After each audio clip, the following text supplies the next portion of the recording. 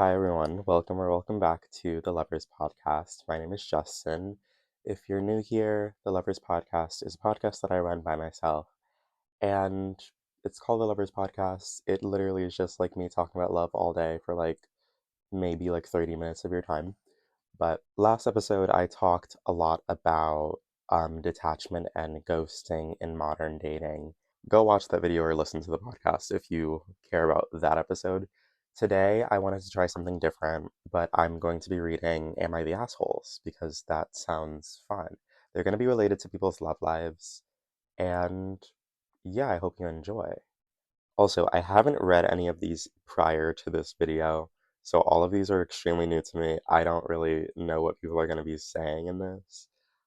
Will everything have to be censored? Who knows? We'll see what happens. The first one comes from Little Flower 9898. This one is Am I the asshole for paying for half of the bill? I 26F barely go on dates since I'm always working and trying to save money to move out from the place that I'm in. I live with my mom and her boyfriend, however, I don't live off of her. There's a difference. Because I went on a date with a guy a couple nights ago and I had a great night, or so I thought. I told the waiter to split the bill so I can pay for my own food, but the guy snapped at me for saying that. However, I said again to the waiter I'm paying for my own bill, and I did. The guy told me that I'm selfish for paying for my own food when it should have been him since he's a gentleman and he should have paid for his and my food. Okay, me speaking as me, as a gay male, I've never gone on a date and expected anybody to pay for me. That, I believe, is it might be just a product of me being me, but I also think it's a product of queer relationships. I don't think a lot of people really understand that queer relationships don't really follow models of straight relationships, but before I get into that, let me finish. For people to understand my point of view, since I got a job at the age of 15, I always have paid for my own items since my dad taught me to never expect a man to pay for my items. I'm in the same boat. I've never expected people to pay for me. Um, but now I feel guilty for paying for half of the bill since the guy told me he didn't want to take me out again. Am I the asshole for paying for half of my bill, or am I being selfish? I don't think it's a selfish thing whatsoever to use your own money to pay for your own meal. This reminds me of this situation I had in Italy one time. Me and all of the people that I was studying abroad with, we all went out for dinner on one of our last nights in Italy. And me and my friends show up pretty late into the dinner. Everybody else is already drinking and they had appetizers or whatever. And I show up, me and my friends show up. We all just get one entree, right? By the time the bill comes, everybody's like, "Oh, so are we splitting it? How are we doing it? Whatever." My entree wasn't even more than $30. However, I ended up paying 60 because I literally did not have a backbone. I still kind of don't, but at the same time, I'm just if I'm at a restaurant, I'm gonna pay for what I ate, you know what I mean? And I'm not gonna pay for more than what I ordered. That's just it's never made sense to me. So I'm gonna spend my money how I see fit, and if I want to spend my money on myself, I'm gonna spend my money on myself. Um, hmm. And I think it's really weird that he's trying to dive into these gender roles and trying to sit here and say that it's selfish for her to pay for her own food. That's kind of crazy to me. Next one is from Flaky number 3617. I love how Reddit has all of these anonymous usernames. It's kind of really funny. But it says, Am I the asshole for not inviting my best friend's boyfriend to a 6-year clear of cancer meal? Oof, okay. I, 19M, suffered from cancer while I was only 12. I had a lot of people there for me, but the one who was there for me the most was my best friend, 19F. She was by my side the whole time. Whenever I had to go out to hospital for chemotherapy treatment, she was always there messaging me, making sure that I was okay. Sounds like a good friend. When I arrived back in school, I had joined a drama club, which was after school and lasted for about an hour and a half. There was one guy in this club that I did not get along with at all. I'm gay and have known for a while, and after a month of being back at school, I had told my closest friends, and they were all supportive. But like everything in high school, word got around to other students, and to be honest, I didn't mind. I didn't mind all too much, but this guy in the club found out and was extremely homophobic towards me. telling me I should leave the school because no one would want to talk to me anymore, and started bringing up hurtful stuff about my cancer I had not beat, such as it should have taken your life and it's a shame you beat it. That's insane. Fast forwarding to now, we are celebrating 6 years of me being clear from it. We have a meal every year to celebrate. It usually consists of me, my family, my boyfriend, 22M, who I have been with for almost 2 years, and my closest friends. My best friend started dating this guy 5 months ago, and I found out a few weeks into their relationship it was the same guy who said all that hurtful stuff to me 6 years ago. I spoke to her about it and agreed to give him another chance as she seemed genuinely happy with him and had insisted he had changed. Me and him still don't get along, but I don't interfere with their relationship as she's the happiest she has been for a while. Having your best friend date your op is insane, but fuck it. She then asked a few days ago if he could come to the meal that I was holding for my 6 years clear. I was pretty hesitant and told her that as much as I'm happy for her being with someone that she likes, he was awful to me in the past, and I can't forgive him for what he was like. I also told her that he still doesn't like me as he has made that obvious about a month ago when he said something to another close friend of mine about me and my boyfriend. She's now calling me childish and started saying I should just forget about it. She also said if he doesn't come, she wouldn't come either. I don't know what to do, and I don't know whether to forget everything and let him join in the meal or deny her request of him joining and deal with the consequences of her not joining either. So am I the asshole for not forgetting what he had done denying my friend's request of him joining? Fuck him and her, actually. So here's the thing. If I just beat cancer and I want to go celebrate that, I'm not going to celebrate beating cancer with somebody who hoped that it would kill me. But that's just me. But that's just me. Um, I don't think they're the asshole whatsoever because you can't leave your man at home for one dinner. And also, why are you dating your friend's op? That's the biggest part to me. Dating your friend's op is crazy fucking work. But I digress. Um, I literally I've never been in this situation, obviously. But 6 years clear of cancer is an accomplishment for one. However, your best friend like refusing to go to your dinner if she can't bring her boyfriend who literally has bullied you and wished death upon you. You're both not invited. I fear you're both just not coming actually. But that's just me. Next, am I the asshole for asking my partner to ask me before volunteering me for something? Okay, this one is from Inside Protection 509. I, 32 female, and my husband, 48 male, have been married for 2 years and work together. Today, when he got home and said he had volunteered us to do a class, Today, when he got home, he said he had volunteered us to do a class but did not have any details. I asked him if he could talk to me before volunteering me for something, as this is a very busy time for me. He got upset and said that as this was something he had wanted to do for a long time, and that as his wife, he would expect me to support him in this, and he figures it was something I wouldn't have an issue doing, which I don't, I just wanted to be asked first. When I tried to explain to him I just appreciate being asked first, he responded that I should appreciate him thinking that I am skilled enough to teach the class with him and I should not be so negative. I urge us all once again to date people who like us, especially to like marry people who like us. That's insane. Let me keep reading. He then continued to say that I have not been myself for the last week and that I've been pissy and negative. When asked how I've been pissy, he couldn't answer, only saying he gets it and because of how long I've been at the company and who my coworkers are, he told me if something was telling me this, whoa. He told me if someone was telling me this, I should think about how I've been and I may not be self-aware. I've had a pretty good week at work, so I'm honestly confused on why it feels like this is getting turned on me as if I was asking for something wild. Am I the asshole? Absolutely not. If, okay, first of all, nobody should be volunteering somebody else to do something that they haven't brought up with you first and foremost. But I wanted to focus on that one part where he was saying that she literally is just like, oh, like you should be appreciative of this opportunity because you're skilled enough to do this. And like, I view you in this high esteem. You viewing your partner in high esteem and saying that they should be appreciative of something that they didn't ask for. Do we see the issue there? I feel like there's a word for it that I can't get my tongue on for some reason. but literally that is just like that feels like manipulation to me. They're just like, I think so highly of you. Why wouldn't you do this one thing that I think you should do? Everybody has free agency and nobody should lose that in a relationship, especially a marriage, and you should be working as a team, but that's just beyond me. Um, Not the asshole. Am I the asshole for getting an apartment without my boyfriend?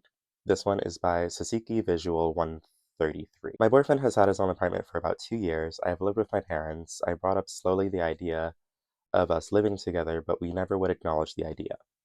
The past 6 months, I brought it up now and again and suggested we could even split rent and have a bigger apartment. I stay at his place sometimes 5 days a week, so I thought he'd be open to the idea. Fast forward, I found an apartment for myself. I asked prior to this if he would be upset if I found my own place and he would shrug it off. When I found this apartment, I sent him the link and told him I was touring it. When I told him I'm getting the apartment, he said, "Well, I want you to live with me and I should have asked you sooner and sorry. I'm asking now, but can we make room? And I want you to live with me." Mind you, I had let our landlord know that day and he jumps and says that. My feelings felt hurt and frustrated as I tried communicating with him about living together so many times. I did end up taking the apartment and we lived separate. Am I the asshole? For context, boyfriend 27, the poster is female 26. They've been dating for 3 years. During the times I've tried to talk to him about living together, I did make it known if he didn't feel ready to live with me, he should tell me, but he never said anything either. Very confusing. I feel like this is a classic example of inaction being an action. If he didn't feel like it was that big of an issue when you were bringing it up all those times beforehand about living together, right now, when you finally just moved out on your own because he wasn't trying to like collaborate on living together with you, I don't think you're the asshole for finding your own place. That just seems weird.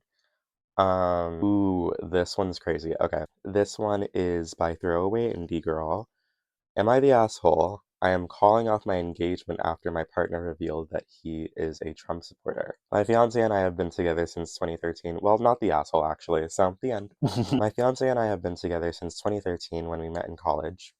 He struggled to get a well-paying job, and during his long bouts of unemployment, must have been radicalized to blame everyone else. I talked it up to depression and tried to get him help with therapy. I paid for him to return to school to become a nurse too, but he still has not completed the prerequisites after 7 years. Jesus Christ.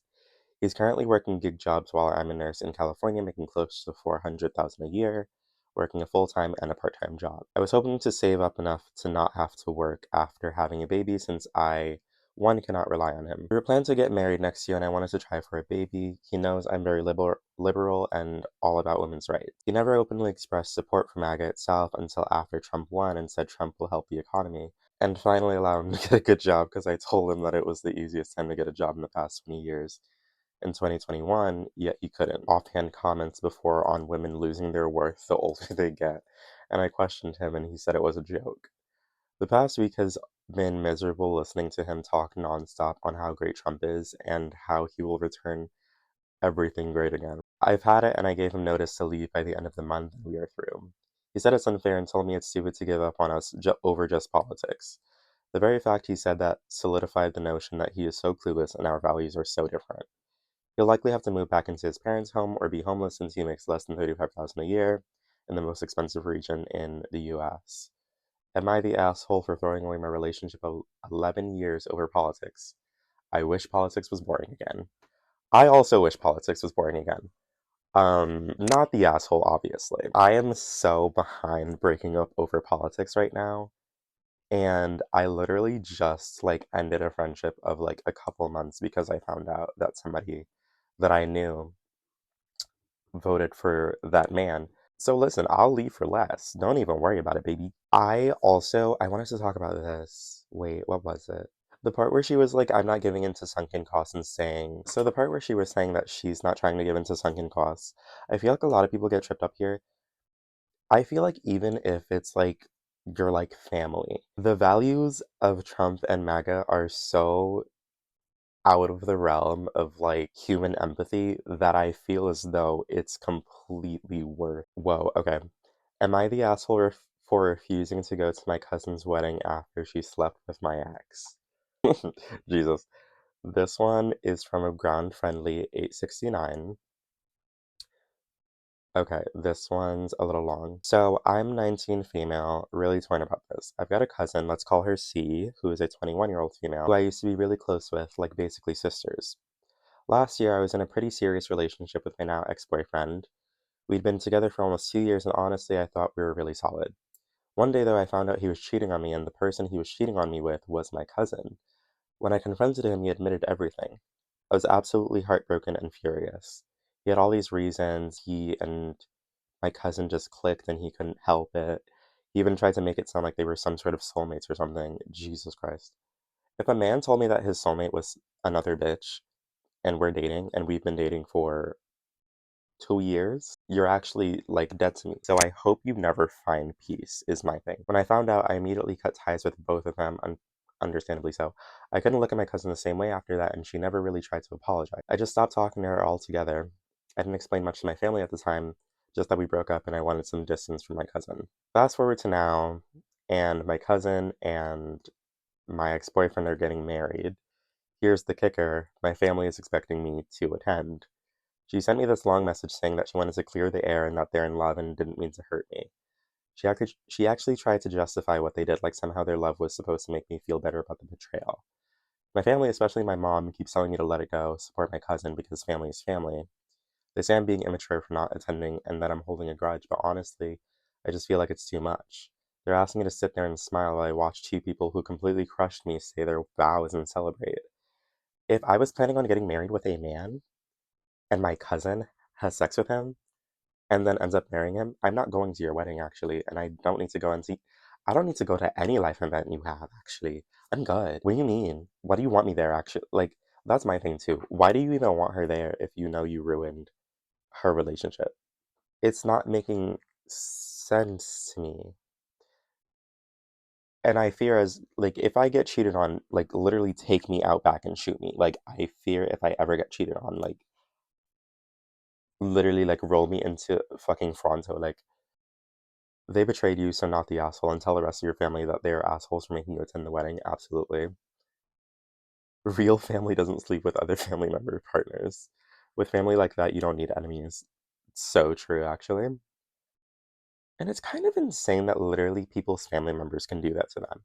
Like, that's insane to me. Like, what do you mean my cousin just, like, stole my boyfriend? I'm sorry, this one says I had my husband arrested for trying to kill me. Why is that this is not, I don't think this is the right subreddit for that.